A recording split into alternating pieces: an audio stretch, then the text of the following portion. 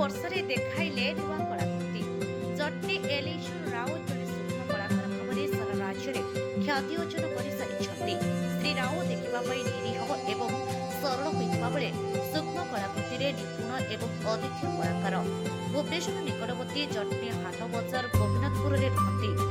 ଦୀପଦଳ ଅନ୍ଧାର ଭଳି ସରକାରୀ ସ୍ତରରେ କେହି ତାଙ୍କୁ ଜାଣୁନାହାନ୍ତି। ଶ୍ରୀ ରାଓ କହିଛନ୍ତି, ମୁଁ ଜଣେ ସୂକ୍ଷ୍ମ କଳାକାର। ପ୍ରତ୍ୟେକ ବର୍ଷ ଇଂରାଜୀ ନୂତନ ବର୍ଷରେ ନୂଆ ନୂଆ ଶୈଳୀର ସୂକ୍ଷ୍ମ କଳାକୃତି କାମ କରେ।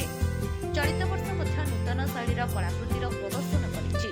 ଶହ ଶହ 50 ମିଲି ବୋତଲ ଭିତରେ ଓରିଗାମି କାଗଜ ଦ୍ୱାରା ତିଆରି ଫୁଲଦାନୀଟା ରଖିଛି। ଏହି କାମ କରିବା ପାଇଁ ମୋତେ 2 ଦିନ ସମୟ ଲାଗିଲା।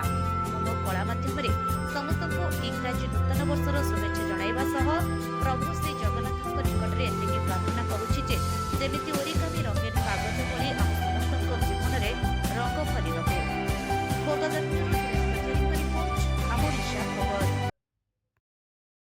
मो ना एलीश्वर मु जन सूक्ष्म कलाकार मु ओडिशा जटनी हाट बजार गोपीनाथपुर रहे।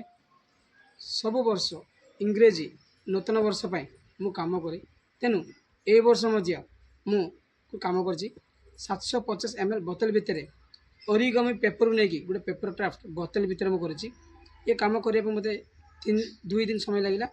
आटा केवल ओरिगामी पेपर कलरफुल पेपर को लेकिन ये जो क्राफ्टा मुझे मो कला मध्यम आप समस्त को इंग्रेजी नूतन वर्ष शुभेच्छा जनाऊँगी।